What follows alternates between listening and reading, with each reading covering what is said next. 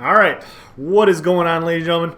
How is it going? I am Is There No One Else, and the video I'm bringing you today, we are going to do a segue from my last three videos that I've done for ranking the classes. And we're going to tie it all together in one final video to kind of show things. If you guys have not checked out those videos, feel free to go look at them. I'll provide a link in the description. I attempted to compare all the different classes in solo, small scale, and large scale PvP. They're all spread out across all three videos. My grades are at the end. I got the idea because a bunch of players on ESO decided to do their own ranking at the start of Dragonhold, and I feel like, you know, now that we're at the end of Dragonhold, we have a different opinion on where the classes are because, you know, we just had more information. And so I wanted to attempt to grade the classes and provide all that. And so what I did was I went in and from all the grades, I attempted to do like a GPA grade of the classes. And so like if you got 3 A's, you know, an A in solo, an A in small scale, and an A in large scale PvP, you got a 4.0. And if you didn't do as well, like Stamina Nightblade, you got a 2.0 because they're not very good in group play. And I relayed this information to my Discord, and UG Dan, who's in my Discord, brought up a good point that, you know, A, not everybody that watches my YouTube videos is American, which, you know, I don't know why I wasn't thinking this in the beginning. And B, it makes a lot more sense to kind of put this sort of information into graphs so that it's easier to see. Like when I was looking at this, I didn't feel like it was easy to read or to understand, and so I wanted to provide a graphical viewpoint via charts so that you guys can see the difference among the classes. That'll make it easier to see.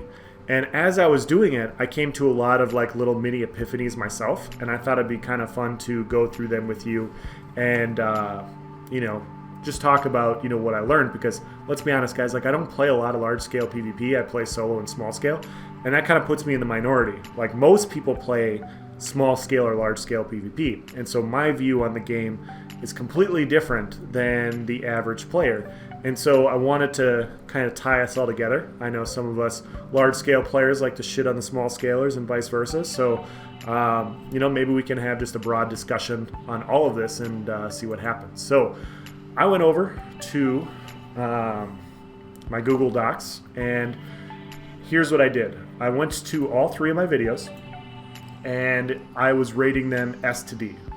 And so, you know, in some parts of the video, I would say S minus or A plus or something like that. And so what that means is the D rating has 3 grades, C has 3, B has 3, all the way up to S. And so I did a grading scale from 1 to 15. So a D minus is 1, an S plus is 15. You know, an S is 14 and an S minus is 13. So then I went through my videos where I had them rated, and I then input their number values. So Magicka Templar, I said that they are roughly B plus, and so I gave them a 9 for a B plus rating. And small scale and large scale, they're elite. They're probably the best class in the game, so I gave them 15s. Stamina Templar, solo, 15. Large scale, not as good. I gave them a C plus, so they're a 6. You know, and I did this all the way across the board from my ratings, and you know, a lot of people agreed with my ratings overall. You know, maybe we disagreed on a letter grade here or there, but you know, this is just a general viewpoint. And so then I used this information to create these graphs. And now, if you're only a solo player, or if you're only a small scale player, or only a large scale player, this graph doesn't mean anything to you. You know, this is just looking at PvP as a whole. So let's say before you go into Cyrodiil, you're like, I'm going to play a class today. I don't know if I'm going to play solo, small scale, or large scale PvP. You know, I'm just not sure. But which class could I bring into PvP that would be good regardless of the situation I got into? So if I wanted to play solo, if I wanted to run with my 3 or 4 of my buddies, or if I wanted to run with 23 of my buddies, which class could I play that would fulfill all of those requirements the best? And that's what this chart is. You know, this chart is showing the versatility and capability of each individual class across all the different things that we, you know, have in PvP. And so when you look at it, you have some really good circles. The bigger the circle, the better it is. Stamina Necromancer, Stamina Warden, Magicka Templar, Magicka Sork, Magicka Warden, Stamina Dragon. They're all very good. And then we have some very bad ones, which are Magicka Nightblade and Stamina Nightblade. But I thought the information was interesting because you look at some of the classes and you start to identify some of the same strengths. If we look at Stamina Necromancer, they got a 15 for solo. So does Stamina Warden. So does Stamina Templar. Stamina Nightblade's pretty good. Stamina Sork is also pretty good. So Stamina classes are all doing pretty well solo. And then you look at Magicka, and they're all doing pretty well in large-scale PvP. And so I created 2 other graphs. And so I did the Magicka class comparison with all of the classes, and I did a Stamina class comparison with all of the classes. And so when I started doing these, I thought it was kind of fun because you start to see the different disparities. So when people are talking about very strong ultimates like Onslaught, and how Stamina has more burst, with D-Swing, Onslaught, and Dawnbreaker, which none of those skills are actually Stamina class skills, but they can be used by any class, which then creates this meta to where in solo PvP they have the highest burst potential in the game. You combine that with having traditionally more mobility than most Magicka classes. You have the ability to not only stand your ground and kill people, but if you can't stand your ground in a certain fight, you can kite, you can line of sight, you can use your movement speed, you can spread a group out, and you can, turn a 1v12 into 2 different sets or 3 different sets of like 1v4s or 2 1v5s, whatever. And so a perfect example is, like on my Magic Templar and Stamina Necromancer, if I run across a 1v4, I can kill those groups equally as well in both classes because I have high healing with this. I can go on the offensive a little bit more. Stamina Necromancer, I have more burst. So I can kill 1v4s pretty much similarly. However, where their differences are is I have more mobility and I have more burst. So if I have to kite a lot in like a 1v10, I can line of sight, I can run around a corner like the video I posted yesterday where I'm just avoiding a bunch of damage, and then I could all of a sudden summon a Blast Bones, D-Swing, Onslaught, I can nuke somebody. Magic Templar, I don't have that traditional movement speed, and so that's why they drop off. So in like a 1v10, they're not going to have that getaway capability. And I'm not saying every class needs to function the same way. I'm not saying Magic classes need to have mobility. I'm not saying Stamina classes need to have more support heals to provide for their group. I'm just saying that, that's the difference in solo PvP, in my opinion. And so that's where it gets interesting to me. So in solo PvP, Stamina classes are good to great. Magicka classes are fucking awful to good. But then when you get to large scale, once again, Magicka classes are good to great, and Stamina classes are good to fucking awful. And so when you look at these things, like when we were looking at the disparity between Stamina and Magicka as far as burst, it was non-class ultimates, and it was a non-class spammable that's kind of carrying Stamina right now. When you look at large-scale PvP, it's traditionally the off heals being able to be provided via resto ult, healing springs, rapid regeneration, all those other sorts of capabilities that Magicka classes can traditionally run. It's also the fact that Magicka Necromancers can run a very good Harmony build with their own burst, which also coincides very well in large-scale PvP, allowing a lot of Magicka classes to run their own Harmony synergies, dropping their big synergy ults. But it's also proximity detonation. I know every class can drop a standard. Magicka or Stamina Dragon Knight can drop a standard. Magicka or Stamina Templar can drop a Nova. So that's not the biggest thing. The biggest thing is that they also have access to proximity detonation. And so in these large-scale fights, like if you're in a 16-man and you're fighting 40 people in a tower or in a keep, proximity detonation is going to do more AoE burst than anything a Stamina class can have.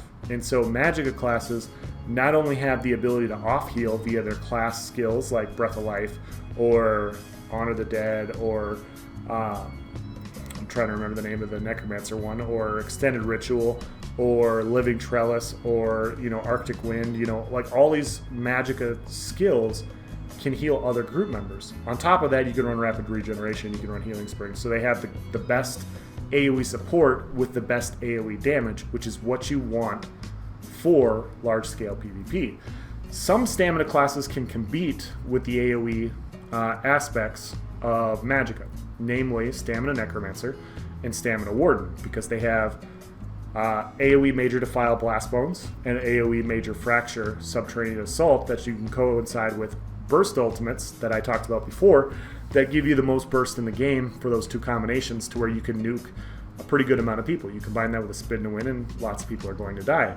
Necromancers also have access to Major Vulnerability in the same way that Magicka does, and so you can buff your group ultimate in an area with a vulnerability ult. So that's why these two classes are valuable in a large scale situation. Stamina Nightblade doesn't have any of this. You know, they don't have access to AoE heals, they don't have access to support heals, they don't really have access to a good AoE burst ultimate. I mean, you could say Soul Tether, you know, I suppose, but why would you run Soul Tether when you can just run Dawnbreaker? You know, Dawnbreaker is going to scale better, it's going to provide the dot, it's going to knock them on the ground. Literally, any class running Dawnbreaker, other than Nightblade, will be better than Stamina Nightblade, you know? Or, you know, you have Stamina Dragon Knight with Leap, and Leap is just better than Dawnbreaker too. So, that's where it gets kind of interesting, is a lot of the disparity between these classes, in my opinion, aren't even really the classes themselves. It's the system around it, whether it's Harmony, whether it's the Resto skill line providing a lot of support, whether it's Onslaught and Dawnbreaker just doing more burst damage, as well as D-Swing doing more burst damage in the Magicka classes in general. That's where you start to see these disparities. And I feel like people talk about these classes, and they're like, nerf these classes, when you look at it, there's things you can do to address the class from a solo PvP perspective that wouldn't drastically change them in other ways. So I wanted to go through a few examples for you guys. Let's look at Magicka Dragon Knight, alright? Magicka Dragon Knight is bad solo. Their dots don't do much damage, as I showed in a previous video. However, the reason I scale them higher here is because they have access to two synergies. You know, their Talons and their Standard can create a lot of burst if you're running with a Harmony build. So in a small-scale PvP environment, in a large-scale environment, you have access to these synergies that can do a ton of damage. Your ultimate provides Major Defile, which, you know, in a high healing meta is very nice. You can continue to shift the Standard on top of a pile of people, continuing to apply pressure. Magicka Dragon Knight in those situations is very good. However, solo, you could buff their class dots, and you could buff their spammable a little bit to where they have a little bit more burst and they have a little bit more pressure via dots. This would bring their overall grade up a little bit, and it would not impact their abilities in solo and small scale. Like, it would in small scale PvP, but it wouldn't really impact their capability in large scale. Because in a large scale PvP battle, you're really just relying on AoE abilities in order to dish out this damage. Stamina Warden, the main reason they're good everywhere is because they have access to high burst via Subterranean Assault. They also provide a buff. Like I said, if they run Permafrost, it's AoE Major Protection for their group while they're in Permafrost. If they drop a Subterranean Assault, it's AoE Major Fracture, so all of their stam builds will hit harder. Like I said, Stamina Necromancer has access to AoE Major Vulnerability. They also have AoE Major Defile. That's why these stamina classes are so good in group play, because they provide these major buffs to your group that can dish out damage, while also dishing out a lot of burst. Sorcerers are obviously different, but they do have access to negate magic because it's more of a magic. Large-scale PvP is a magic-based meta. Being able to remove magic effects from an area makes them powerful by default. So if you did things, you know, like nerf support heals, I'm just providing an example. I'm not saying that this is what you do. But if you nerfed Harmony, and you nerfed Proxy Det, and you nerfed the ability of support heals to heal each other, all of a sudden, negate magic would be a lot less powerful, and Magicka classes as a whole will be a lot less powerful in PvP, making their stamina counterparts more powerful. And so, when you look at these things, you can look at these each individual graph, and you can go, all right, Magicka as a whole is kind of underperforming compared to Stam. You know, and I talked about this before. I think you can make a solid case that Magicka classes should not have the same burst as Stamina, because they have their ability to have support heals. They have higher burst heals in general. And some people are going to say, yeah, you have Rally. Yeah, but Breath of Life is Rally every single time you want to cast the ability. You know, Rally for me is only a heal every 5 or 10 seconds. You know, so my point is Magicka classes have better support heals, and so it makes sense for Stamina to have more burst. I do not think the disparity should be as large as it currently is, so what I would do is as I said before, I would buff Magicka class dots and spammables overall so that they have more of an impact in PvP. So if you buffed Reflective Light, by 10%, it's going to make their Purifying Light burst a little bit harder. Magic Templars are going to be a little bit better. If you buffed Burning Breath and Burning Embers, and you increased Molten Whip by 10%, this would be a lot better. If Magicka Nightblade, if their Debilitate and their Swallow Soul did roughly 10% more damage, and you could coincide their burst a little bit more to be similar to what Magdans and Magcrows already have, they would be a lot better. Just those little buffs would all of a sudden make them a lot better in solo PvP, and impacting their capabilities in solo PvP wouldn't really impact their abilities in large-scale PvP at all. Like, they'd still be valuable in large scale, they'd just be better in small scale. And so some of you guys are like, all right, Else, you're buffing Magicka classes to where they're literally going to be good in everything. What about stamina? Well, Stamina Warden and Stamina Necromancer are already pretty good, but things you can do for stamina classes is you can give them the same AoE rules that Proximity Detonation has. So if, and honestly I would personally love this as a solo player, but if you hit one person with a Steel Tornado or a Cleave or a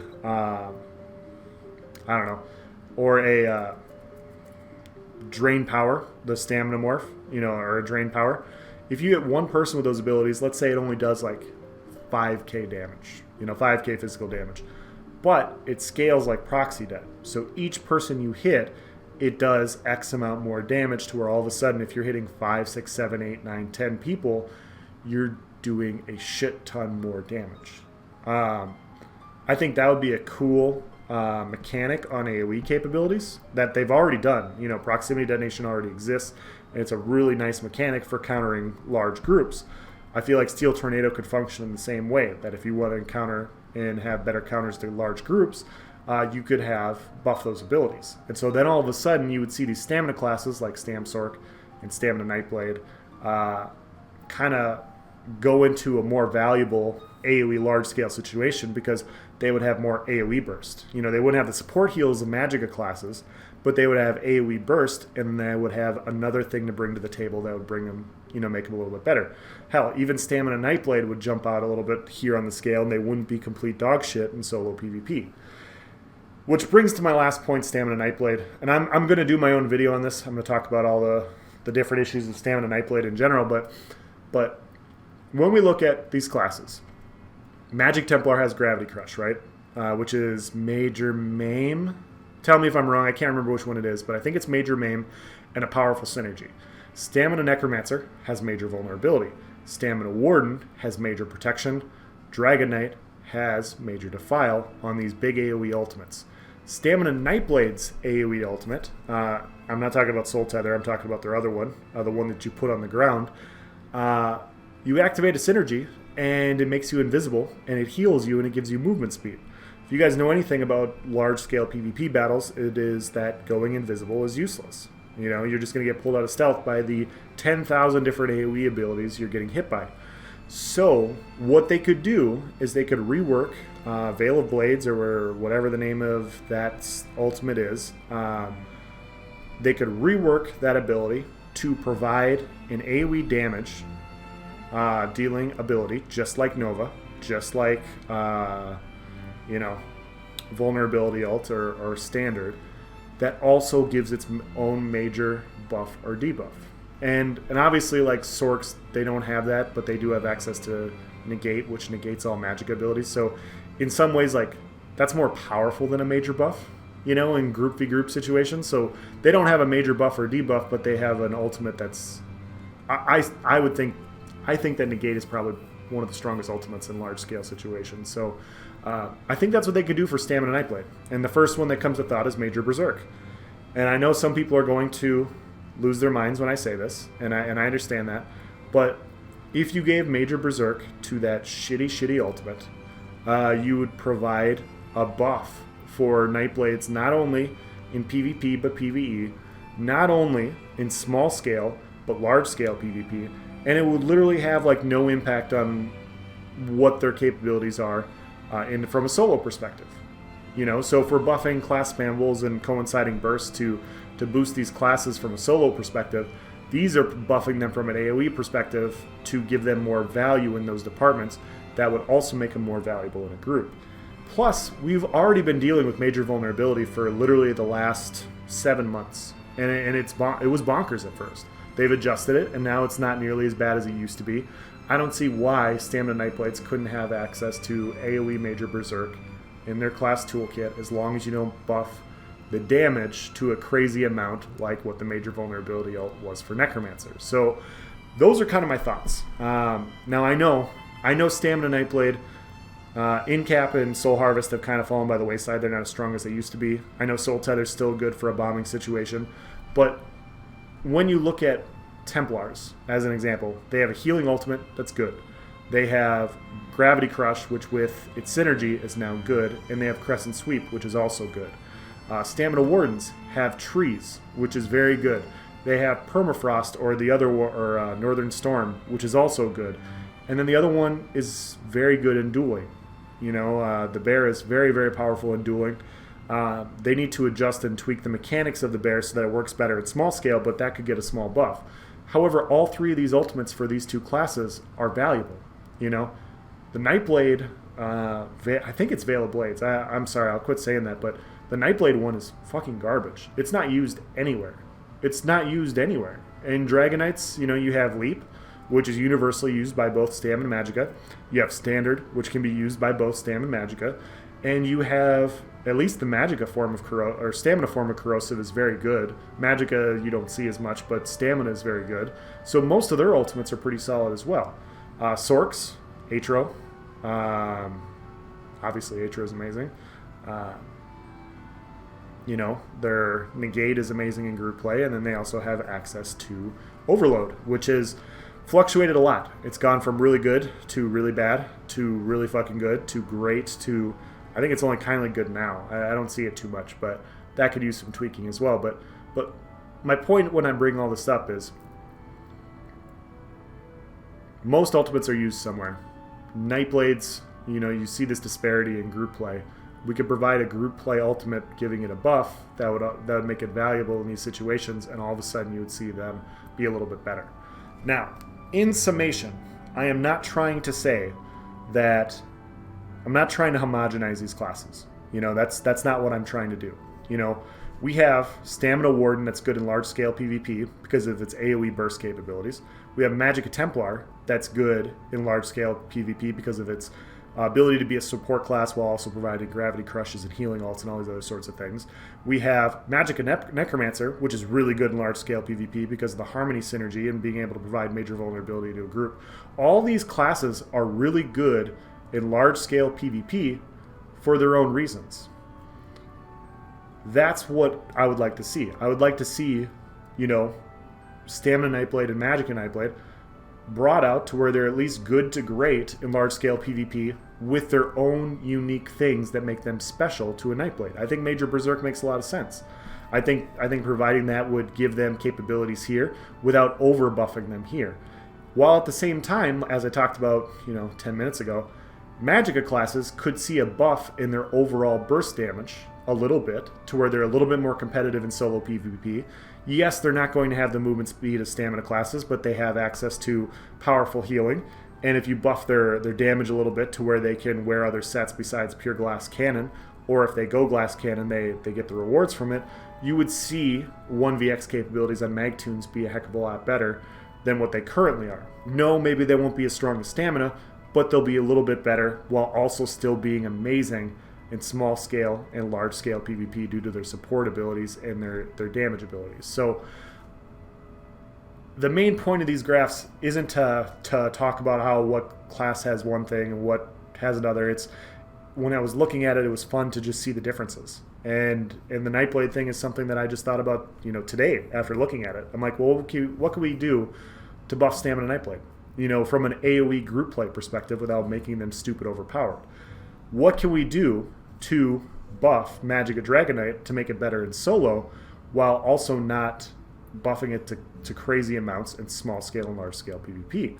I've talked about before, coagulating blood, being a better heal plus increasing the damage would make a lot of sense for Magicka Dragonite, and it would put them in a pretty good 1vx situation. Stamina Dragonite is in a pretty good spot, overall. This is kind of what I would like to see most of these graphs look like. Maybe they're great in one situation, but they're only just good in a couple others. That's where I like to see Magicka Warden, another great spot. They provide their unique, strong capabilities. And that's why I made this video. So let me know what you guys think. I will provide a link in the description to my other 3 videos. I will provide a link to this as well in the description in case you guys want to go in there and look at it and check my work or anything like that. But these are my grades. This is how I have it rated. These are my thoughts. And, whether or not you agree on any individual grade by a level or 2, it's still going to kind of look the same. Whether or not you put Magicka Templar in solo as a B+ or an A, it's not going to move this a whole lot. It's still going to be a nice large circle. It's whether or not we disagree that Stamina Nightblade is a D and you think it's an S. That's when the graph's going to look a lot different. So as I said, let me know what you guys think about this. If you want to join my Discord link will be in the description below. Please just check the description. Like I said, I'm going to have videos in there. I'm going to have this graph on there. And you can go and check out my Discord. We have a bunch of interesting topics we talk about in the general comment section. If you guys have any questions about an individual class or a build or a gear set, there's a bunch of helpful people there. As I said before, I have 5 or 6 different YouTubers that, not just them, but like everybody there is very helpful. We don't, I don't allow belittling in there. Like, people just ask questions and we try to help each other out and we try to make each other, better PvP players. And so that's what the Discord's for. If you're interested in that sort of thing where you want to bounce ideas off of people, feel free to go in there and say hi and, go to your discussion section and leave your comments or whatever. So I'm going to end this video at that. Thank you for watching, guys. Have a nice day.